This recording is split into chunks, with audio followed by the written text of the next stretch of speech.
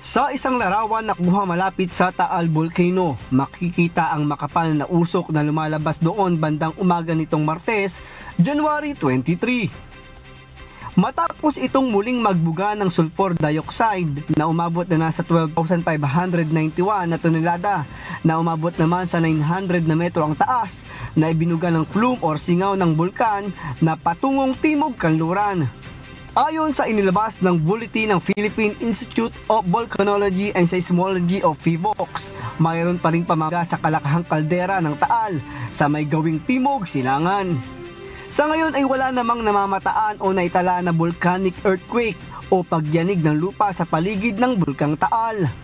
Gayunpaman, ipinagbabawal pa rin ang pagpasok sa Taal Volcano Island, lalo na sa main crater at sa daang Castilla Fissures, maging ang pamamalagi sa lawa ng Taal.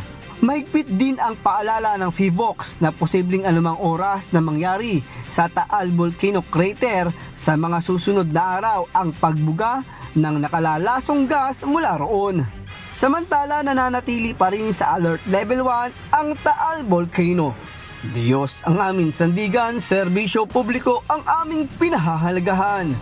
Mula rito sa Batangas, Ari Silvestre, humahataw!